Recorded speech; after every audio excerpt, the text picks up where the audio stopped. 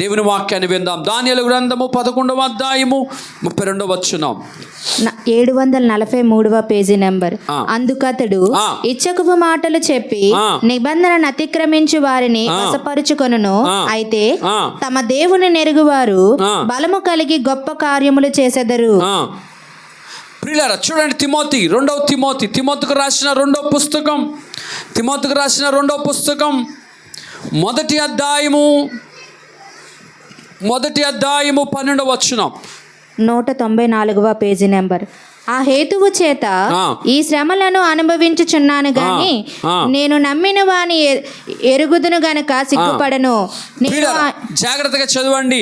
ఆ హేతువు చేత ఈ శ్రమలను అనుభవించుచున్నాను గాని నేను నమ్మిన వానిని ఎరుగుదును గనుక సిగ్గుపడను. అందరు చెప్పండి, నేను నమ్మిన వానిని ఎరుగుదును, నేను నమ్మిన వానిని నేను ఎరుగుదును. మనము ఎవరినైతే నమ్ముకున్నామో ఆయనను గూర్చిన సంగతులు ఎరిగిన వారై ఉండాలి. హల్లెలూయా, దేవుని స్తోత్రం. మనం ఎవరిని ఆరాధిస్తున్నామో ఆయన ఏమై ఉన్నాడో మనకు తెలియాలి. మనం ఎవరిని ఆరాధిస్తున్నామో ఆయన శక్తి తెలియాలి. మనం ఎవరిని ఆరాధిస్తున్నామో ఆయన బలము తెలియాలి. మనం ఎవరిని ఆరాధిస్తున్నామో ఆయన మనసు తెలియాలి. మనం ఎవరిని ఆరాధిస్తున్నామో ఆయన ప్రేమ తెలియాలి. మనం ఎవరిని ఆరాధిస్తున్నామో ఆయన యొక్క ప్రభావము తెలియాలి. మనం ఎవరిని ఆరాధిస్తున్నామో ఆయన ఉనికి తెలియాలి. మనం ఆరాధిస్తున్న వారిని గురించి మనము ఎరిగిన వారమై ఉండాలి. హల్లెలూయా అని అంటున్నాడు పౌలు. ఈ హేతు చేత శ్రమలను అనుభవించుచున్నాను, కష్టాన్ని అనుభవిస్తున్నాను, నష్టాన్ని అనుభవిస్తున్నాను, బాధను అనుభవిస్తున్నాను, నిందను అనుభవిస్తున్నాను. అంతేకాదు పేదరికాన్ని అనుభవిస్తున్నాను, వస్త్రహీనతను అనుభవిస్తున్నాను. అంతేకాదు అనేకమైనటువంటి నిందలను నేను అనుభవిస్తూ ఉన్నాను. కారణం ఏంటంటే నేను ఎవరి కొరకు నింద అనుభవిస్తున్నానో ఆయనను నేను ఎరుగుదును కనుక, ఆయన నేను ఆరాధిస్తున్నాను కనుక ఆయన నిమిత్తము నింద అనుభవిస్తున్నాను. నా కొరకు నా ప్రభు నింద అనుభవించాడు కనుక నేను ఆయన ఎరిగి నిందను అనుభవిస్తున్నాను. ఆయన నా కొరకు పరలోకాన్ని విడిచిపెట్టాడు కనుక నేను దానిని ఎరిగిన వాడునై నేను లోకాన్ని విడిచిపెట్టాను, పాదాల దగ్గరికి వచ్చాను. చాలామందికి ప్రభువును గుర్చిన ఆ జ్ఞానము లేక భక్తిహీనులుగాను, బలహీనులుగాను, అవిశ్వాసులుగాను, పడుతూ లెగుస్తున్న వారుగాను, వచ్చి రానట్టుగాను, తెలిసి తెలియలేనట్టుగాను ఆయన గూర్చిన జ్ఞానము లేనివారు కనుక ఆయనను తెలుసుకున్నాము అనుకుంటూ తెలియలేని వారుగా, దేవుడంటే మాకు తెలుసండి అంటూనే దేవుడంటే ఎరగలేని వారుగా ఉన్నారు. ప్రియులారా, దయచేసి కొద్ది నిమిషాలు దేవుని వాక్యం మీద మనసు పెట్టండి. పౌలు అంటున్నాడు, ఈ హేతువు చేత నేను శ్రమలను అనుభవిస్తున్నాను. మనము ఏ దేవుని ఆరాధిస్తామో ఆ దేవుని గుర్చిన శ్రమలను అనుభవించవలసి వస్తే మన వంతు మనం అనుభవించగలగాలి. మనం ఏ దేవుని ఆరాధిస్తున్నామో ఆ దేవుని కొరకు నింద పడవలసి వస్తే ఆ నింద పడాలి. మన దేవుని కొరకు పరిగెట్టాల్సి వస్తే మనం ఆయన కొరకు పరిగెట్టాలి. కారణం ఏంటంటే మనందరికంటే ముందుగా అతడు మన కొరకు శ్రమను పడ్డాడు. ఆ శ్రమలలో మనం పాలిభాగస్తులమై ఉంటూ ఆయన ప్రేమను లోకానికి ప్రకటించాలి. హల్లెలూయా. ఆ వ్యక్తి, ఆ మిలిటరీ ఆఫీసర్ సామ్యుయల్ కమలేష్ అంట, ఆయన తల్లిదండ్రులు, బాబు నీవు ఏది ఏమైనా సరే అన్య మతాన్ని నువ్వు ఆరాధించకూడదని బాల్యం నుంచి ఆమె బోధించుంటుంది తల్లి. ఆ బోధలో ఉన్నాడు కనుక పెద్దవాడయ్యాడట. బాలుడు నడవలసి త్రోవ వాడికి నేర్పించండి, వాడు పెద్దవాడైనప్పుడు దానిలో నుంచి తొలపు. రాత్రికి అతనికి ఎవరు చెప్పలేదండి, ఆయనకి చిన్నప్పుడు తల్లి వేసిన పునాది. స్తోత్రం చెప్పండి. ఎవరు వేసిన పునాది? తల్లి వేసిన పునాది. ఆ భయభక్తుల్లో తల్లి నడిపించిందేమో ఈరోజు భారతదేశం మొత్తం ప్రతి క్రైస్తుడు నోట ఆ యొక్క ఆఫీసర్ పేరు. నేను చెప్తున్నాను దేవుని సేవకుడుగా, ఈ ప్రభుత్వం తృణీకరించవచ్చు, ఈ లోకంలో అధికారాలను తృణీకరించవచ్చు, ఆయన చెడ్డవాడని చెప్పొచ్చు. కానీ ఆ యొక్క సామ్యల్ గారు ఆరాధిస్తున్న దేవుడు ఆయనను తృణీకరించలేదు, వెలివేయలేదు. మనం ఆరాధిస్తున్న దేవుడు ఆయన కొరకు నువ్వు నిలబడితే ఆయన మన కొరకు నిలబడతాడు. శద్రక్ మేషక్ అబేద్నెగోలు అగ్నిగుండం దగ్గర నిలబడ్డారు. నువ్వు నిలబెట్టిన ప్రతిమకు మేము నమస్కరించే అవసరం లేదని చెప్పినప్పుడు, నీ ప్రతిమకు కానీ నీకు కానీ మేము భయపడని అవసరం లేదయ్యా అని చెప్పినప్పుడు, రాజులు దేశం అందరూ ఏకమై, ప్రజలు ఏకమై అగ్నిగుండములో పడవేసిన అగ్నిగుండములోనికి పరలోకం నుంచి దిగి వచ్చిన దేవుడు మనం ఆరాధిస్తున్న దేవుడు. మనం ఆరాధిస్తున్న దేవుడు ఎవరో మనము ఎరిగి ఉండాలి. హల్లెలూయా. పౌలు అంటున్నాడు, నేను ఎవరిని ఆరాధిస్తున్నానో నేను ఆయనను ఎరుగుదును, నేను ఎవరిని ప్రకటిస్తున్నానో నేను ఆయన ఎరుగుదును, ఎవరిని సేవిస్తున్నానో నేను ఆయన గూర్చి ఎరుగుదును, ఆయన ఏటో నాకు తెలుసు అంటున్నాడు ఆయన. కనుక శ్రమ పడుతున్నాడు. క్రైస్తుడా, దైవ జనాంగమా, మనము క్రీస్తు గూర్చిన జ్ఞానము ఉంటేనే, లేదా దేవుని గూర్చి తెలిస్తేనే మనం ఆయన కొరకు నిలబడగలం. తెలియకపోతే నిలబడలేం. తెలియకపోతే మనం ఆయన కొరకు ఒక్క అడుగు కూడా ముందుకు వేయలేం. మనము తెలియకే క్రిస్మస్ సీజన్లో సువార్త ప్రకటించాలి అవకాశము. ఈ మంచి సందర్భంలో నేను సువార్త ప్రకటించాల్సిన బాధ్యత నా మీద ఉంది. నా ప్రాంత ప్రజలు రక్షించాల్సిన బాధ్యత నా మీద ఉంది. నా ప్రజలకు నా దేవుని గురించిన వార్తను ప్రకటించాల్సిన బాధ్యత దేవుడు నాకు అప్పగించాడు. క్యాండిల్ తను ఉన్నట్టు స్థలంలో ఆ ప్రాంతానికి, ఆ గదికి వెలుగిస్తుంది. నువ్వు లోకానికి వెలుగై ఉన్నావు. నువ్వు ఉంటున్న ప్రాంతానికి దైవికమైన వెలుగు. వెలుగనగా దేవుడు, దేవుడు అనగా ప్రభువు, ప్రభు అనగా ఆశ్చర్యకరమైన వెలుగు. అది లోక సంబంధం వెలుగు కాదు, అది హృదయాలను వెలిగిస్తుంది, బ్రతుకులు వెలిగిస్తుంది. చీకటిలో సంచరిస్తున్న వారికి అది ఆశ్చర్యకరమైన వెలుగుగా నిలబడుతుంది. ఆ వెలుగును లోకాలకు ప్రకాశించడానికి తీసుకొని, లేదా చూపించడానికి ఆ వెలుగుని ప్రాంతంలో మండించబడాలి అంటే నువ్వు ముందు మండుతూ ఉండాలా. నువ్వు మండుతానే నీ ప్రజలు మండుతూ ఉంటారు. మేము ఎందుకు ప్రతిరోజు మీకు మాటికి గుచ్చినట్టుగా మాట్లాడుతున్నాం?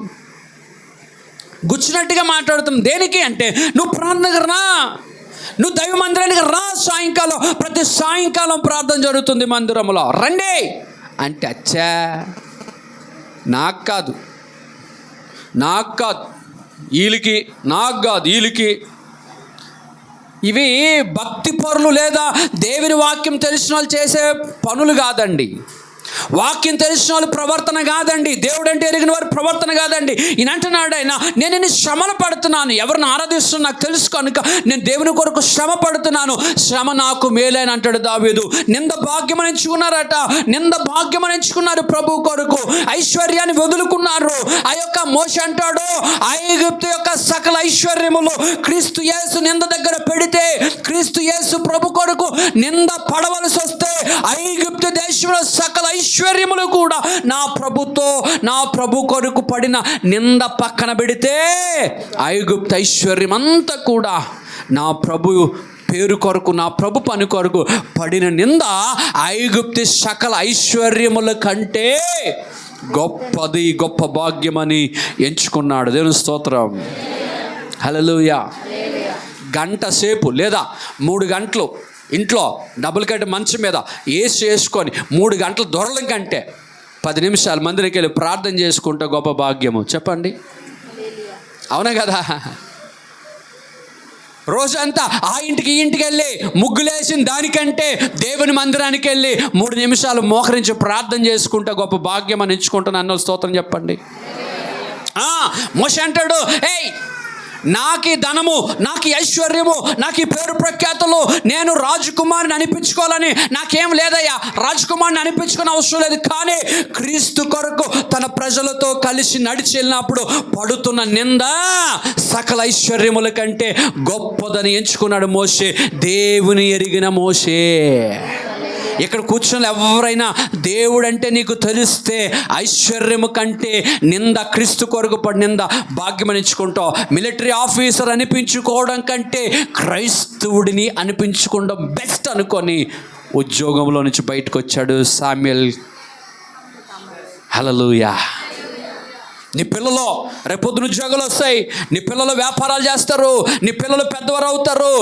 ఏం చేస్తావు అంటే, నేను దేవుడిని నమ్ముకోలేదండి, నేను సినిమాకి వెళ్తాను, షికారుకి వెళ్తాను, తాగుతాను, తిరుగుతాను, తండలాడుతాను అని చెప్పారనుకో, దేవుని నామానికి అవమానం.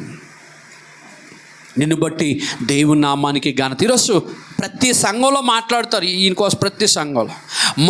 మొన్నట ఆ యొక్క వరల్డ్ కప్, ఉమెన్స్ వరల్డ్ కప్లో అంత జై కేతనాన్ని, జై జెండాని ఎగరేసి భారతదేశం యొక్క పేరు ప్రఖ్యాతలు నిలబెట్టినటువంటి జమీమా రోడ్రిక్స్ అన్నాడు ఒక 25 సంవత్సరాలు యవ్వనస్తురాలు, నా దేవుడైన నా ప్రభు అయిన నా యేసు క్రీస్తు మూలముగా నేను పొందిన ఘన విజయం అని చెప్పింది. ప్రపంచమంతా ఒక్కసారి ఆ మెప్పు తిరిగింది. దేవుని స్తోత్రం, హల్లెలూయా. నీ పిల్లలు ఏ రంగంలో ఉన్నా సరే, మన పిల్లలు ఏ రంగంలో ఉన్నా సరే, మనం ఏ రంగంలో ఉన్నా సరే, మనం మన దేవుని ఎరిగి నిలబడితే ఆ దేవుని నామము కొరకు నిందైన నష్టమైనా సరే ఐశ్వర్యంగా మారుతుంది. నువ్వు నిందైన శ్రమ నిలబడగలగాలి. ఎవరు నిలబడతారంటే తమ దేవునిని ఎరిగిన ప్రజలు మాత్రమే నిలబడతారు ఆయన కోసం. వారికి దేవుడు తెలుసండి కనుక తలంచుకోకుండా నిలబడ్డారు. ఏంటి, గర్భగుడిలో పూజలు చేయడానికి పూజారులు ఉన్నారు లేదా దేశంలో? చెప్పండి, పూజారులు ఉన్నారు కదా. వాడు ఉద్యోగం అది, మన ఉద్యోగం కాదు, మిలిటరీ ఉద్యోగం కాదు అది. కుక్క పని గాడి చేసినట్టుగా ఉంటుంది, అర్థమవుతుందా? మిలిటరీ ఆఫీసర్ని తీసుకొని అక్కడికి కిందికి తీసుకెళ్ళాలి. అసలు అక్కడ బ్రాహ్మణులు లేదా? శాలరీస్ ఇచ్చిన బ్రాహ్మణులు లేరా? మంత్రోచ్చారణలు చేసే బ్రాహ్మణులు లేదా? అర్చనలు చేసినటువంటి యాజకులు అక్కడ లేరా? యాజకులు కరువైపోయారని చెప్పి మిలిటరీ ఆఫీసర్ని తీసుకుని వెళ్ళారు వీళ్ళు. కావాలని అక్కడికి వెళ్ళి, మీరు వెళ్తే లోపల రానిస్తారా? ఈ గుడి మీరు వెళ్ళండి, గుడిలోకి నేను వస్తాను, తీర్థం వేస్తాను, నెత్తాను, మంత్రాలు చేస్తాను, మిమ్మల్ని రానిస్తారా? మాలోళ్ళని, మాదిగోళ్ళని, తక్కువ వాళ్ళు రానిస్తారా? లోకం అంత ఊరుకుంటుంది కనుక నచ్చినట్టుగా చేసుకుపోతున్నారు వీళ్ళు. మాలోళ్ళని, మాదిగోళ్ళని, తక్కువ కులస్తుల్ని ఆ గుడి దగ్గరికి, ఛాయ్ దగ్గరికే రానియట్లేదు. ఒక క్రైస్తవుని తీసుకొని వెళ్ళి నువ్వు దేవాలయంలోకి ఎలాగ తీసుకెళ్ళి ఆయన చేత నువ్వు గర్భగుడిలో పూజ చేయి అన్నావు. మనువాదం ఏమైంది? మను ధర్మశాస్త్రం ఏమైంది? ఇప్పుడు ఏమైంది? కులపిచ్చి ఏమైంది? మతపిచ్చి ఏమైంది అని ఎవడని అడిగితే ఇది తప్పు, వీళ్ళకి మత పిచ్చి పట్టింది, దేవుడి పిచ్చి పట్టింది. దేవుడి పిచ్చి కాదండి, సత్యం అండి అది. 50 సంవత్సరాల క్రితం భారతదేశ చరిత్ర వెనకకి వెళ్తే, 50 ఏళ్ళు 60 ఏళ్ళు వెనక్కి వెళ్తే, ఈ యొక్క వెనకాతల తాటికమ్మ గట్టి చేతిలో చెప్పెట్టి, రేయ్ నువ్వు టీ తాగడానికి వెళ్తే ఆ కమ్మలపాక దగ్గరికి వెళ్ళి నీకు సేదలో కప్పుంట తీసుకొని తాగురా అని చెప్పిన బ్రాహ్మణ మహాపండితులు, జ్ఞానవంతులు, పరిపాలకులు, రాజస్థానములు ఉన్నవారు, అగ్ర కులస్తులు చెప్పుకున్న వాళ్ళు ఆ రోజు ఎందుకు మన గుడిలోనికి రానియలేదు? ఈ రోజు ఎందుకు నువ్వు గుడిలో తోసి పూజ చేయి అంటున్నావు? కావాలని కాదా? మాట్లాడితే ఉన్నదంటే ఉన్నమాట అంటట, ఉన్నమాట అంటే ఉలుకు ఎక్కువ. ప్రవీణ్ పగడాలు చంపేశారు. సత్యం చంపలేవుగా, సత్యాన్ని చంపలేవుగా. ఆ గ్లాసులు కడిగి పక్కన పెట్టాలి, ఆ పక్కన అక్కడే పెట్టాలా. ఏమైంది? ఈ పిచ్చి మాకు పట్టలేదు, పిచ్చి మీకే పట్టి ముదిరిపోయి అధికారం ఉంది కదా అని చలాయిస్తున్నారు. ఇప్పుడు మోషే దగ్గరికి అలాంటి సందర్భం ఒకటి వచ్చింది. అని అంటున్నాడు, అయ్యా క్రీస్తు కొరకు నేను నింద భాగ్యమని ఎంచుకుంటున్నాను. స్తోత్రం చెప్పండి. గబగబా 2 మాటలు చూపించి నేను ముగిస్తాను. తమ దేవుని ఎరిగిన ప్రజలు, చదువమ్మ 11:32 పట్టుకోండి, ఆ మాట పట్టుకోండి. నీకు దేవుడని ఎరిగితే, దేవుడని తెలిస్తే, యేసు ప్రభు ఎవరు తెలిస్తే, యేసు ప్రభు శక్తి తెలిస్తే, యేసు ప్రభు ప్రభావం తెలిస్తే, యేసు ప్రభు యొక్క యునికి తెలిస్తే నువ్వు క్రీస్తు కొరకు రోషంతో నిలబడతావు. నిన్ను వలన అనేకులు వెలిగించబడతారు. అందుకతడు చెప్పి నిబంధనను అతిక్రమించి వారిని వశపరచుకొనును. అయితే తమ దేవుని నెరుగువారు చెప్పండి బలము కలిగి గొప్ప కార్యములు చేసెదరు. ఆమేన్, హల్లెలూయా. తమ దేవుని ఎరిగిన ప్రజలు, హల్లెలూయా. తమ దేవుని ఎవరైతే తెలుసుకుంటారో, నువ్వు ఆరాధిస్తున్న దేవుడు నీ చేతున్న వాక్యము ఆయన గురించి నీకు తెలిస్తే నువ్వు గొప్ప కార్యాలు చేస్తావు. ఆయన ఏం చేయగలడో నీకు 2 మాటలు చూపించి ఆశపడుతున్నాను. 1 సమూయేలు గ్రంథము 2వ అధ్యాయం 7వ వచనం. 1 సమూయేలు గ్రంథము 2వ అధ్యాయం 7వ వచనం. 224వ పేజీ నెంబర్. యెహోవా దారిద్ర్యమును ఐశ్వర్యమును కలగజేయవాడు. ఆగమా, దేవుడు ఏం చేయగలడట? దారిద్ర్యాన్ని ఇవ్వగలడు, అలాగనే ఐశ్వర్యాన్ని కూడా ఇవ్వగలడు. దేవుని స్తోత్రం. ఆయన దారిద్ర్యాన్ని ఇవ్వగలడు, అలాగే ఐశ్వర్యాన్ని కూడా ఇయ్యగలడు. నిన్ను పెంట కుప్ప మీద ఉంచగలడు, నిన్ను పెంట కుప్ప మీద నుంచి సింహాసనం మీద కూర్చుండబెట్టగలడు. నిన్ను ఉన్నతమైన స్థితిలో ఉంచగలడు. ఉన్నతమైన స్థితిలో ఉండిన తర్వాత నువ్వు గర్విస్తే నిన్ను తీసుకెళ్ళి కిందను కూడా కూర్చుండబెట్టగలడు. సౌలును, గాడిదలు కాసుకుంటున్న సౌలును, గాడిదలు వెనకాతలు వెళ్తున్న సౌలును దేవుడు ప్రేమించి అభిషేకించి పిలిచి ఏర్పరచుకొని గాడిదలు వెనకాతలు వెళ్తున్న సౌలును తీసుకెళ్ళి సింహాసనం మీద కూర్చుండబెట్టాడు. సింహాసనం మీద కూర్చున్న ఆ సౌలు రాజు దేవుని మాట వినలేదు. ఆ సౌలును తీసుకుని వచ్చి నిరాధారుడుగా చేశాడు. స్తోత్రం చెప్పండి. ఆయన ఏం చేయగలడు? ఆయన దారిద్ర్యాన్ని ఐశ్వర్యాన్ని కూడా ఇవ్వగలడు, ఐశ్వర్యాన్ని ఇవ్వగలడు, దారిద్ర్యాన్ని కూడా ఇవ్వగలడు. కలిములోకి తీసుకెళ్ళగలడు, లేములోకి తీసుకెళ్ళగలడు, సంపన్నమైన స్థితిలోకి తీసుకెళ్ళడు, ఏమీ లేని బికారి స్థితిలోకి కూడా తీసుకొని గెలగలడు. పిల్ల జాగ్రత్త. సౌలును అలాగ హెచ్చించాడు. అక్కడ హెచ్చించబడిన తరువాత సౌలు ఆ స్థానాన్ని నిలబెట్టుకోలేకపోయినాడు, మరలా కిందకి వెళ్ళిపోయాడు. రాజు అయిన ఉజ్జయ ఒక ఆయన ఉన్నాడు. రాజు ఉజ్జయ 16వ ఏట రాజ్యాన్ని పరిపాలిస్తూ ఉన్నాడు. 16వ సంవత్సరం దేవుడు అతనికి రాజ్యాన్ని అప్పగిస్తే అక్కడ నుంచి 52 సంవత్సరాలు రాజ్యాన్ని పరిపాలించాడు. చక్కగా పరిపాలించాడు. యుద్ధాలు లేవు, కరువులు లేవు, శ్రమలు లేవు, మరి భయంకరమైనటువంటి వాతావరణ మార్పులు లేవు. అన్ని రంగాలలో దేవుడు రాజైన ఉజ్జయాన్ని అభివృద్ధి పరిచాడు, స్థిరపరిచాడు. స్థిరపరిచిన తరువాత, స్థిరపడిన తరువాత, బాగుపడిన తరువాత, నిలబడిన తరువాత రాజైన ఉజ్జయ మనస్సున గర్వించి చెడిపోయెను అని రాయబడి ఉంది. దేవుని స్తోత్రం. స్తోత్రం చెప్పండి. రాజైన ఉజ్జయ స్థిరపడినంత వరకు దేవుని దగ్గర అణిగి మణిగి ఉన్నాడు. ఎప్పుడైతే స్థిరపడ్డాడో, స్థిరపడిన తరువాత మనస్సులో గర్వం వచ్చింది. మనం కూడా కష్టకాలంలో ఒకలాగుంటాం, మేలు జరిగినప్పుడు ఒకలాగుంటాం, వ్యాధిలో ఒకలాగుంటాం, స్వస్థత పొందినాక ఒకలాగుంటాం, 3 పూట్ల తిండి లేనప్పుడు ఒకలాగుంటాం, 3 పూటలు తిని స్నాక్స్ తినే స్థాయికి ఎదిగిపోతే మన స్టైలు పద్ధతి మారిపోతుంది. 3 పూట్లు సరైన గెంజి మెతుకులు లేకపోతే ఆకలి తలమటించి ఏడ్చిన రోజులు దేవుని దగ్గర ఒకలాగా ఉంటాయి. 3 పూటలు తిని సాయంకాలం షికార్లకు వెళ్ళి, సాయంకాలం స్నాక్స్ తిని, ఉదయం టిఫిను, మళ్ళీ మధ్యలో స్నాక్స్, మళ్ళీ రెస్టారెంట్లు, మళ్ళీ బీచ్లు, మళ్ళీ పబ్బులు, మళ్ళీ బొగడం ఆగడం, లగ్జరీ లైఫ్ వచ్చిన కొంత స్థాయి పెరిగినాక కొంత స్థాయి పెరిగినాక మా ముసడు ఒక మాట చెప్పేవాడు. ఒకసారట కొప్పిటేస్తుందట. ఇటు స్టైల్గా మా చిన్నప్పుడు ఇటే పెట్టి ఇలా పూలెట్టేవారు. ఇటు కొంతకాలం ఇది తీసి ఇటు నుంచి ఇలాగొచ్చేది ఇటు. మా చిన్నప్పుడు ఈ రంగులు ఇప్పటికీ గుర్తు ఉన్నాయి. కొంచెం ఊర్లో తెల్ల తొక్క తెల్లగా ఉండి కానీ ఆ ఊరు, ఆ పల్లెటూరులో కానీ ఆ అమ్మ కానీ ఉందనుకో, ఆ అమ్మమ్మ ఇంకా అమ్మమ్మని పట్టుకునే పరిస్థితిలో ఏమే నాయంత లేరు, అనుకో. ఇది తెప్పితే దేవుడు ఏం చేస్తాడంటే ఇలా తిప్పింది అలా తిప్పి ఒక చోట కూర్చోబెట్టేస్తాడు.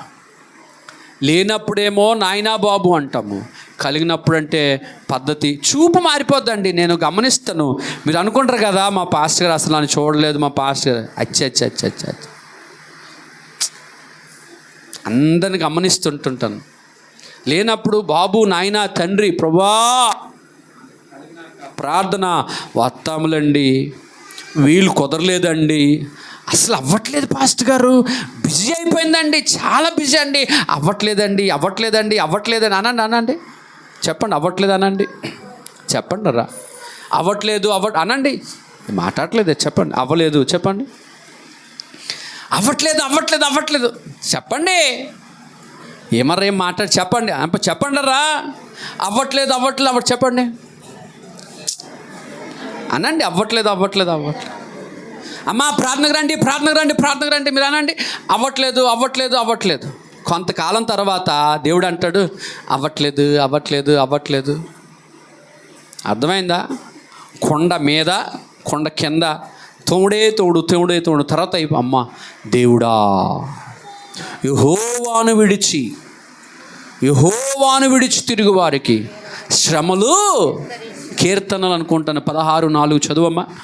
కీర్తన గ్రంథం 16:4 చదవండి త్వరగా. వాక్యము తెలియక మీరు పొరపడుతున్నారు. 458వ పేజీ నెంబర్. కీర్తన గ్రంథం 16:4. యెహోవాను విడిచి వేరొకరిని అనుసరించు వారికి, యెహోవాను విడిచి, దేవుని సన్నిధిని విడిచి, దేవుని మందిరాన్ని విడిచి, వాక్యమును విడిచి, ప్రార్థన విడిచి వేరే ఒక చోటుకు తిరుగుతున్న వారికి శ్రమలు విస్తరిస్తాయి. యెహోవాను విడిచి అనగా దేవుని మందిరం విడిచి తిరుగు వారికి. ఎవరికి?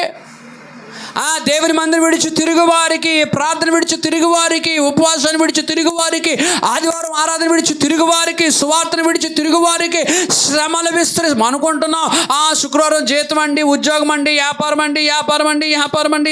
వ్యాపారం కొండెక్కేద్ది. ఒక రోజుకి వ్యాపారం చేద్దామన్నా అవ్వదు. ఉద్యోగం అండి. ఈ శామ్యూల్ కమలేష్ అన్న వ్యక్తి ఆఫీసరు దేవుడే ముఖ్యం అనుకొని ఉద్యోగాన్ని వెనక పెట్టాడు. నేను అనుకుంటున్నాను భారతదేశంలో ఉన్న క్రైస్తవులందరూ భారతదేశంలో క్రైస్తవులు అందరూ కలిసి నాకు ఇప్పుడు ఒక ఆలోచన వచ్చింది. శామ్యూల్ కమలేష్ యొక్క ఫోన్పే నెంబర్ తీసుకొని భారతదేశంలో క్రైస్తవులందరూ రూపాయి పంపిస్తే గవర్నమెంట్ ఇచ్చే బెనిఫిట్స్ కంటే 100 రెట్లు ఆస్తి అవుతుంది దానికి. మనం 100 రూపాయలు కాదు, ₹1. ఎంత? భారతదేశంలో క్రైస్తవుల శాతం మినిమం 5% ఉన్నారు. 140 కోట్ల మందిలో 5% అంటే ఎంత తెలుసా? 7 కోట్ల మంది. 7 కోట్లు రూపాయి పంపించాను. ఎంత అవుతుంది? రిటైర్మెంట్కి కూడా 7 కోట్లు రావు ఆయనకి. 7 కోట్ల దేవుడు శామ్యూల్ కమలేష్ ఫోన్పేని నెంబర్ని దేవుడు అందరికీ రివీల్ చేసునుగాక. ఫోన్పే నెంబరు దేవుడు అలాంటి వారు ఎవరైతే సంపాదపడతారో వారందరూ ఫోన్పే నెంబర్స్ మనకు రావాలా. రూపాయి పంపుదు. ఎంత చెవాడు? ఎంత? రూపాయి. ఎంత అవుతుంది? ఆఫీసర్ రిటైర్ అయితే ఎంత అవుతుంది తెలుసా? ఒక 30 లక్షలు, 40 లక్షలు, 50 లక్షలు వస్తుంది. మనందరూ రూపాయి పంపిస్తే ఎంత అవుతుంది? ఇలాగా శ్రమ పడుతున్న క్రైస్తవులకి మన వంతు రూపాయి పంపిద్దాం. ఎంత? ఆలోచన బాగుందా? దేవుడు సఫలపరచును గాక. ఆమెన్. ఏమవుతుందో తెలుసా? భారతదేశంలో భూకంపం వస్తుంది. భారతదేశంలో ప్రకంపనలు వస్తాయి. వారి ఐక్యతను చూసి, క్రైస్తవులు వారి యొక్క ఐక్యతను చూసి భారతదేశంలో ఉన్నటువంటి ప్రభుత్వాలు, అధికారులు కదలక మానరు ఒక రోజు. హల్లెలూయా. అయ్యా బబులోను దేశమందున ఆ భక్తులు 3 బబులోను దేశమందున. చెప్పండి. బబులోను దేశమందున ఆ భక్తులు 3 బొమ్మకు మొక్కనందున. దేవుని ఎరిగిన వారు మొక్కరు. బబులోను దేశమందున ఆ భక్తులు 3 బొమ్మకు మొక్కనందున. చెప్పండి. పట్టి బంధించి రాజు అగ్నిలో పడవేసి, పట్టి బంధించి రాజు అగ్నిలో పడవేసి 4వ వాడు ఉండాలేదా? చెప్పండి. ఓ భక్తుడా 4వ వాడు ఉండాలేదా? 4వ వాడు ఉండాలేదా? ఓ భక్తుడా 4వ వాడు ఉండాలేదా? భయము చెందకు భక్తుడా, ఈ మాయాలోక ఛాయలు చూసినప్పుడు. భయము చెందకు భక్తుడా, ఈ మాయాలోక ఛాయలు చూసినప్పుడు. చెరసాలలో వేసిన తన దేహమంతా గాయాలతో నిండిన చెరసాలలో వేసిన తన దేహమంత గాయాలతో నిండిన పడికి దించినలు శీలాలు కొనియాడు పడికి దించినలు శీలాలు కొనియాడు భూకంపం కలగాలేదా ఆ భక్తులు ముగ్గురు చెర నుండి విడుదల కాలేదా భూకంపం కలగాలేదా ఆ భక్తులు ముగ్గురు చెర నుండి విడుదల కాలేదా భయము చెందకు భక్తుడా ఈ మాయాలోక ఛాయలు చూసినప్పుడు. దేవుని స్తోత్రం, హల్లెలూయా. క్రైస్తవుడా నువ్వు రైజ్ అవ్వాలా, క్రైస్తవుడా నువ్వు నిలుచోవాలా, క్రైస్తవుడా నువ్వు నిలుచుంటే దేవుడు నీ కొరకు నిలుచుంటాడు. ఈ టైంలో మనము సువార్తను ప్రకటించాలి. క్రిస్మస్ సీజన్లో మన దేవుని ఎరిగి వాక్యాన్ని ప్రకటించబడాలి, సువార్త ప్రకటించబడాలి, దేవుని పని జరగాల. ఈ పనిని చూసి ప్రజలు ప్రభు వైపు త్రిప్పబడాలా. ఆ రోజు ఈ శద్రకు, ఈ మేషకు, ఈ అబేద్నెగోలు ఈ ముగ్గురు నిలబడి ఏం చేశారంటే రాజా శాసనాన్ని తిరిగి రాశారు. రాజు అన్నాడు, ఏయ్ దేశంలో సకల జనులారా వినండి, వీరు ఏ దేవునైతే ఆరాధిస్తున్నారో, వీరు ఏ దేవునైతే సేవిస్తున్నారో, వీరు ఏ దేవునైతే ఎరిగి ఉన్నారో ఈ దేవుడు అగ్నిలో నుంచి వారిని తప్పించాడు, కాపాడాడు గనుక ఈ దేవుడే ప్రపంచానికి దేవుడై ఉన్నాడని చెప్పాడు రాజు. ఏ రాజు బొమ్మను మొక్కమన్నాడో, ఏ రాజు అగ్నిగుండంలో పడవేశాడు, ఏ రాజు మరణ శాసనాన్ని రాశాడు, ఆ రాజు నోట దేవుడు ఒక మాట ఉంచాడు, వీరు దేవుడే సర్వలోకానికి పూజార్హుడు అని చెప్పించాడు. దేవుని స్తోత్రం. సరిగా చెప్తున్నాను నేను, సరిగా సత్తా కలిగి సత్తు కలిగి మోకాళ్ళ మీద ఉండగలిగితే, మోకాళ్ళ మీద ప్రార్థన చేయగలిగితే రాజ్యాలు తల్లకిందులు అవ్వక మానవు.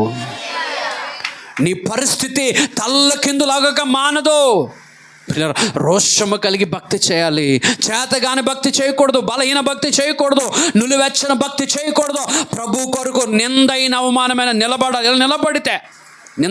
నిలబడితేనే నువ్వు అద్భుతాలు చూడగలవు. నువ్వు దేవుని ఎరిగితేనే నువ్వు నిలబడగలవు. నువ్వు నిలబడితేనే గొప్ప కార్యాలు చూడగలవు. నువ్వు గొప్ప కార్యాలు చూడాలంటే నువ్వు నిలబడాలంటే నువ్వు ఆరాధిస్తున్న దేవుడు ఎవరో నీవు ఎరిగి ఉండాలా. షద్రక్ మేషక్ అబేద్నెగోలు ఒక మాట అంటున్నా, అయ్యా అగ్నిగుండముల నుంచి మమ్మలను మా దేవుడు తప్పించగలడు. ఒకవేళ తప్పించడానికి ఇష్టం లేకపోతే, తప్పించడం ఆయనకి ఇష్టం లేకపోతే మేము చచ్చిపోతాం, కానీ మీ ప్రతిమకు మేము నమస్కరించాల్సిన అవసరం లేదు, ఎందుకంటే మా దేవుడే భూమండలానికి దేవుడై ఉన్నాడు అని చెప్పాడు. నీ దేవుని కొరకు మాట్లాడగలిగిన ధైర్యం నీకు లేదా? తమ దేవుని ఎరిగిన వారట బలము కలిగి గొప్ప కార్యాలు చేస్తారు. గొప్ప కార్యాలు. ఎస్, మా ప్రాంతము వెలిగించబడాలి. సీజన్లో ఈ టైంలో మా ప్రాంతంలో దేవుని వాక్యం ప్రకటించబడాలి. మేము రెడీ. మీరు రెడీనా? దానికోసం నేను కొన్ని దినాలు బట్టి ఉపవాసం ఉండి ప్రార్థన చేస్తాను. ఈ క్రిస్మస్ సీజన్లో మీ అందరూ మండించి వెలిగించబడాలి. ఇంటికి వచ్చినప్పుడు happy Christmas, merry Christmas, merry Christmas, happy Christmas, merry Christmas. నువ్వేమో స్వీట్ నాకు ఎడతావు, నేనేమో స్వీట్ నీకు ఎడతాను. క్యాండిల్ నేను ముట్టించి నీకు ఎత్తాను, నువ్వు క్యాండిల్ ముట్టించి నాకు ఎత్తావు. ఇక్కడ నుంచి అక్కడికి వెళ్తూ హ్యాపీ క్రిస్మస్ అల్లా అక్కడ పదండి క్యారల్స్కి ఈ సంవత్సరం క్యారల్స్ లేవు. ఇంటింటికి తిరిగి రక్షణ పొందిన వాళ్ళకి ఎందుకండి క్యారల్స్? మీరేదో బాగా తినేసి పడుకుంటూ పోతారు. మేమేమి పని పాటలు లేని వాళ్ళలాగా సంచెట్టుకొని వీళ్ళు బుడబొక్కలలాగా వీళ్ళు గుదగంటలలాగా ఆ బట్టలు కట్టేసుకొని సూట్ వేసుకొని గంటలు పెట్టుకొని కంజలు పెట్టుకొని మీ ఇంటింటికి వచ్చి అమ్మ హ్యాపీ క్రిస్మస్, అమ్మ హ్యాపీ క్రిస్మస్ అంటే ఆ పాస్మొక్కం చూడడానికి రావడం ఎందుకు? ఈ సంవత్సరం నో క్యారల్స్, సారీ. 1 గంటకో 2 వస్తావు, నువ్వు అప్పటికే సగం నిద్ర అయిపోద్ది, తినది అరిగిపోద్ది. ఆ కళ్ళు నిండుగా పుసులు, ముఖమేమో మాసిపోయిన ముఖంలాగా ఉంటుంది. చూడడానికి వస్తే మాకు అనిపిస్తుంది మహాతల్లి అనుకుంటాం మనసులో. బయటకంటే మళ్ళీ నువ్వు వండిన పప్పలు కట్టేటావు కదా, వీళ్ళు బ్యాగులు సంచులు పెట్టుకొని వీళ్ళు రెడీ అయిపోతారు. ఎవరో ఈ సంవత్సరం ఎల్లో ఏటైతే అయ్యింది. కానీ దేవునికి స్తోత్రం చెప్పండి. క్రిస్మస్ ఆ వంటలు ఆ పప్పులో ఆ ఇచ్చే కానుక నాకు ఎలాగ ఇస్తారు, 100 ఇస్తారు, 500 ఇస్తారు, కొంతమంది 1000 కూడా ఇస్తారు, 1000, 2000, 3000 కూడా ఇచ్చిన ఉన్నారు. ఆ డబ్బులు పెట్టి మీ ఊర్లో మీ ఇంటి దగ్గర ఇంటి పక్కల చుట్టుపక్కల వాళ్ళు పిలిచి, అమ్మ ఇంట్లో క్రిస్మస్ చేసుకుంటున్నాం, మేడ మీద క్రిస్మస్ చేసుకుంటున్నాం, మా గ్రామంలో క్రిస్మస్ చేస్తాం, ఇంటి రోడ్డు మీద క్రిస్మస్ చేస్తున్నాం, దయచేసి 10 మందికి పిలిచి కూర్చోబెట్టి మంచి ప్రేమతో ఒక ముద్ద పెట్టు. వారు నీలో ప్రేమ చూసి యేసు ప్రభు గొప్ప దేవుడు అని చెప్తారు. హల్లెలూయా, స్తోత్రం చెప్పండి. తమ దేవుని ఎరిగిన ప్రజలు చేసే గొప్ప కార్యాలు. హల్లెలూయా. దాసిని కూడా తీసేస్తావండి దేవుని పని కోసము. బైబిల్ గ్రంథంలో అనేక మంది దేవుని ఎరిగి శ్రమ అనుభవాన్ని పొందుకొని, నిందలు పొందుకొని ప్రభు కొరకలా నిల్చున్నారు. వారు నిల్చోవడం చూసి దేశమంతా ప్రభు వైపు త్రిప్పబడింది. అంత గొప్ప కార్యాలు చేయగలిగిన దేవుడు మన దేవుడు. హల్లెలూయా. మన దేవుడట ఐశ్వర్యాన్ని ఇవ్వగలడు, అలాగే దారిద్రతను కూడా ఇయ్యగలడు. 2 పాయింట్ చూడండి, మన దేవుడు ఏం చేయగలడో. సమయలు గ్రంథము 2వ అధ్యాయము 7వ వచనం త్వరగా. యెహోవా దారిద్ర్యమును ఐశ్వర్యమును కలగజేయువాడు, కృంగజేయువాడును లేవనెత్తువాడును ఆయనే. దరిద్రులను అధికారులతో కూర్చుండబెట్టుటకును మహిమగల సింహాసనమును కృంగజేయువాడును లేవనెత్తువాడును ఆయనే. హల్లెలూయా. కృంగజేయువాడు, నీ జీవితంలో కృంగిపోయినట్టుగా లేదా నిన్ను పైకి లేవనెత్తువాడు ఆయనే. మన తలలు పైకెత్తువాడు ఆయనే. ఎక్కడ నువ్వు కృంగిపోతున్నావో అక్కడే నిన్ను పైకి లేవనెత్తుతాడు. దేవుని స్తోత్రం. ఈ సంవత్సరం ఆర్థిక ఇబ్బందులు ఉన్న చేతులు ఎత్తండి. ఆర్థిక ఇబ్బందులు ఉన్న వాళ్ళను, చాలా అప్పులు ఉన్నామండి, ఆర్థిక ఇబ్బందులు ఉన్నామండి అనుభవం. అప్పులో ఉన్న నిన్ను తీసుకొని వెళ్ళి అలాగా పైన కూర్చుండబెట్టుటకు ఆయన సమర్థుడైన దేవుడు. దేవుని స్తోత్రం. దారిద్ర్యమును అంటే అప్పులో ఉన్నావు, నీకేం చేస్తాడ? దారిద్ర్యమును ఐశ్వర్యమును ఇచ్చేవాడు ఆయనే. కృంగజేయవాడు, లేవనెత్తువాడు ఆయనే. మృతులను సజీవులుగా చేయవాడు, సజీవులు మృతులుగా చేయవాడు. రోమపత్రిక 4:17 ఉంటే చుట్టూ త్వరగా. రోమపత్రిక 4:17 వచనము. మృతులను సజీవులుగా చేయవాడు, సజీవులు మృతులుగా చేయవాడు. ఉన్నది లేనట్టుగా చేయగలవాడు, లేనిది ఉన్నట్టుగా చేయగలవాడు. ఈరోజు ఏ పేదరికాన్ని అనుభవిస్తున్నావో దాన్ని లేనట్టుగాను, ఏ ఐశ్వర్యాన్ని అనుభవిస్తూ, ఏ సుఖాన్ని అనుభవిస్తూ, ఏ దేవుడిచ్చిన మేలు అనుభవిస్తూ దేవుని నిర్లక్ష్యం చేస్తే, దేవుని సంధికి దూరంగా ఉంటే, దేవుడంటే నీకు ఆకతాయిగా ఉంటే, పట్టించుకోలేనట్టుగా ఉంటే, నిన్ను కృంగదీవాడు కూడా ఆయనే. జాగ్రత్త. అందుకు ఒక చోట అంటాడు, యెహోవా చేతిలో పడుట భయంకరమైనది. చదువు 4:17 వచనం. తాను విశ్వసించిన దేవుని ఎదుట అనగా మృతులను సజీవులుగాను. అందరూ చెప్పండి, మృతులను సజీవులుగా చేయవాడు. హల్లెలూయా. మృతులను సజీవులుగా చేయవాడు, లేని వాటిని ఉన్నట్టుగానే పిలిచేవాడునైన దేవుడు. దేవుని స్తోత్రం. లేని దానిని ఉన్నట్టుగా చేయగలవాడు. నీకేదైతే ఐశ్వర్యం లేదో దానిని ఉన్నట్టుగా, ఏదైతే నీకు ఇల్లు లేదో దాన్ని ఉన్నట్టుగా, ఏదైతే బంగారం లేదో దాన్ని ఉన్నట్టుగా, ఏదైతే బ్యాంక్ బ్యాలెన్స్ లేదో దాన్ని ఉన్నట్టుగా, ఏ వస్తు వాహనాలు లేవో అవి ఉన్నట్టుగా, ఏ నిలువ నివాసం లేదో అది ఉన్నట్టుగా, ఏ కష్టమైతుందో దాన్ని లేనట్టుగా, ఏ నింద అవుతుందో దాన్ని లేనట్టుగా, ఏ అవమానం అవుతుందో దాన్ని లేనట్టుగా, ఏ పేదరికం అనుభవిస్తున్నావో దానిని లేనట్టుగా చేయగలవాడు మనం ఆరాధిస్తున్న దేవుడు. హల్లెలూయా. నువ్వు దేవుని ఎరిగి నిల్చుంటేనే గొప్ప కార్యాలు చూడగలవు. గొప్ప కార్యాలు నీ దేవుని ఎరిగితేనే నువ్వు చేయగలవో, చూడగలవో. ఆయన ఏమై ఉన్నాడో తెలుసా? ఐశ్వర్యము ఘనతలు ఇవ్వగలవాడు ఆయనే. ఒకవేళ ఇచ్చిన తరువాత మరిచిపోతే, ఇచ్చిన తరువాత ఉజ్జయలాగా గర్విస్తే, నిన్ను పేదరికాన్ని తీసుకెళ్ళగలవాడు కూడా ఆయనే. నెబుకద్నెజర్, సౌలు, నెబుకద్నెజరు, ఉజ్జియా రాజు, ఈ ముగ్గురు కూడా ఏమీ లేనప్పుడు దేవుడు తీసుకెళ్ళి సింహాసనం మీద కూర్చుండబెడితే అక్కడికి వెళ్ళిన తర్వాత గర్వించి నష్టపోయారు, మరలా దారిద్రతలోకి వెళ్ళిపోయారు. మన దేవుడు మృతులను సజీవులుగా. చివరి మాట చూపించి నేను ముగిస్తాను. యేసుకేలు గ్రంథము 34వ అధ్యాయము 16వ వచనం. 34వ అధ్యాయం 16వ వచనం. తప్పిపోయిన దానిని ఆ. నేను వెతుకుదును, ఆ, తోలివేసిన దానిని మరలా తోలుకొని వచ్చేదను, ఆ. గాయపడిన దానిని గాయపడిన దానిని కట్టుదును, కట్టులను. దుర్బలముగా ఉన్న దానిని ఆ. బలపరచుదును. ఆ. అయితే ఆ. క్రవ్విన వాటికిని ఆ. బలము గల వాటికిని ఆ. శిక్షయను మేత పెట్టి లయపరచుదును. చాలు ప్రియులారా, ఇక్కడ రాయబడుతూ ఉంది, తోలు వేసిన దాన్ని తీసుకొని వస్తాడట, కృంగిపోయిన దాన్ని లేవనెత్తుతాడట, బలహీనమైన దానికి మేత పెట్టి బలపరుస్తాడట, విసిరివేయబడిన దాన్ని చేరదీస్తాడట, నిందించబడిన దాన్ని ఘనపరుస్తాడట, బలహీనమైన దానికి ఆ యొక్క దుర్బలమైన దానికి బలహీనురాలకి ఏం చేస్తాడంటే బలమిస్తాడట. అయితే జాగ్రత్తను, అయితే క్రొవ్విన వాటికిని బలము గల వాటికిని శిక్షను మేత పెట్టి లయపరుచుదును. అయితే క్రొవ్విన వాటికిని బలము గల వానికిని శిక్షను మేత పెట్టి లయపరుస్తాను. ఆయనే మేపుతాడట. వింటున్నారా? శివులు వచ్చిన స్తోత్రం చెప్పండి. అమ్మ ఇక్కడే ఉన్నారా? స్తోత్రం చెప్పండి. ఆ వాక్యాన్ని మీరు ఇంటికి వెళ్ళి చదవండి. తప్పిపోయిన దాన్ని తీసుకొని వస్తాడట, కృంగిపోయిన దాన్ని లేవనెత్తుతాడట, రోగముతో ఉన్నదాన్ని స్వస్థపరుస్తాడట, బలహీనముగా ఉన్నదానికట మేత పెట్టి బలపరుస్తాడట. అయితే ఇవన్నీ అయిన తర్వాత ఒకవేళ క్రొవ్విన మనస్సు గలదై, ఒకవేళ గర్వించిన దాయ అయితే, ఒకవేళ ఇవన్నీ పొందిన తర్వాత అతిశయపడితే, క్రొవ్విన మనస్సు క్రొవ్విన మెదడు కలిగి ఉంటే, బలవంతుడును నేను బలహీనురాలు ఇప్పుడు బలవంతుడిని అయిపోయాను, బలవంతురాలను అయిపోయాను అని నువ్వు ఒకవేళ దేవుని ఎదుట అతిశయపడితే అని అంటున్నాడు, శిక్ష అనుమేత. ఏటట? శిక్ష నీ మీదకై రాక మానదు, పనిష్మెంట్ వస్తుంది. జాగ్రత్త. లేని నిన్ను, బలహీనమైన నిన్ను బలపరిస్తే, బలము పొందుకునే తరువాత నాకేట్లే నేను దేవుణ్ణి వెనకకు పెడితే, దేవుని పక్కన పెడితే దేవుడు ఏం చేస్తాడు తెలుసా? శిక్ష అను మేత. ఏ మేత? మేత పేరేటి?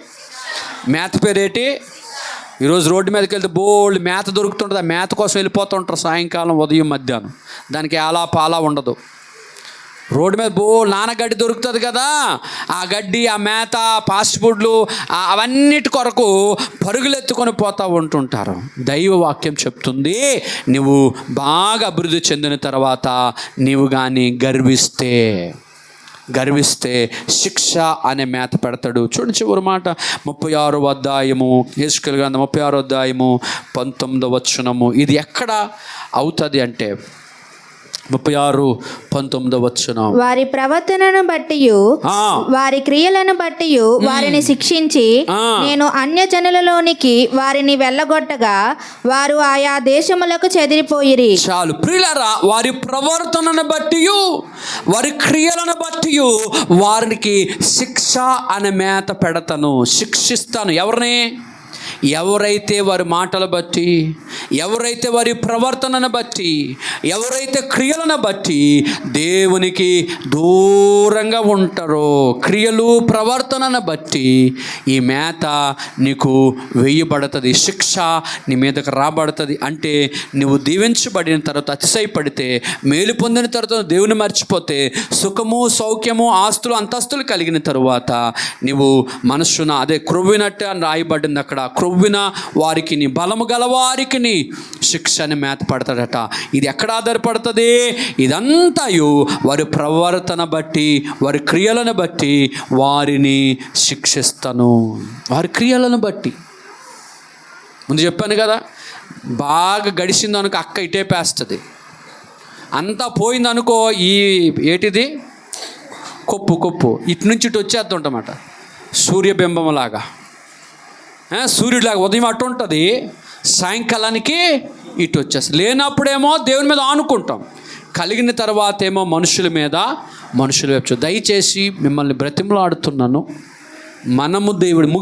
మనము దేవుడి దగ్గర ఎంతగా అణిగి మణిగి నమ్మకంగా ఉంటామో అంతగా దేవుడు దీవిస్తాడు, అంతగా దేవుడు ఇచ్చిస్తుంటుంటాడు.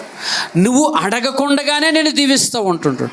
వినయము గలవారి యొద్దను దీన మనసు గలవారి దగ్గరను ఆయన నివాసముండే దేవుడు.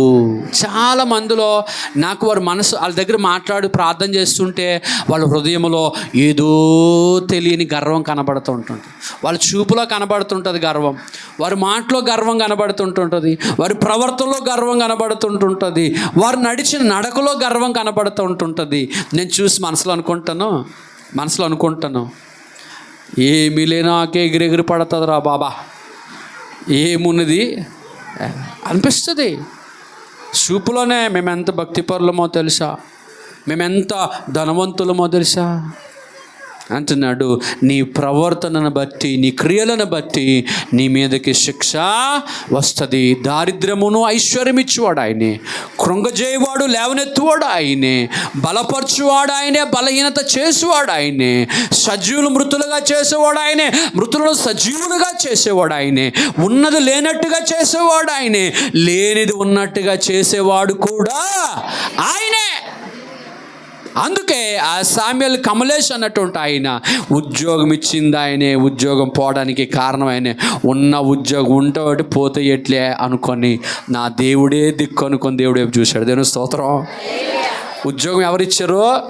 ఆ ఉద్యోగం దేవుడు ఇచ్చేది, పోతే పోనే దేవుడి కొరకే పోతా ఉంది అనుకోని మనిషి 5దో 10దో పంపించారనుకో అందరి మీద అంబానీ కంటే కోటేశ్వరుడు అయిపోతాడు. దేవుని స్తోత్రం. హల్లెలూయా, హల్లెలూయా. చూడండి చివరి మాట యెషయా గ్రంథము 22:22. యెషయా గ్రంథము 22:22 వచనం చివరి మాట. దయచేసి చివరి మాట అనే 3 మాటలు చెప్పారు పాస్టర్ గారు.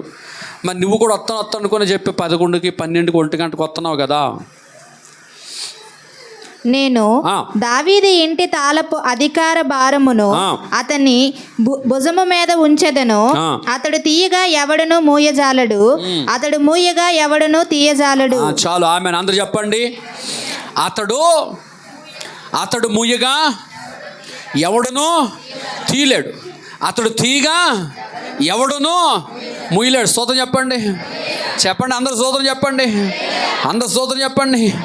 ఆయన మూయగా ఎవడో తీయలేడు, ఆయన తీగ ఎవడో మూయలేడు. స్తోత్రం చెప్పండి.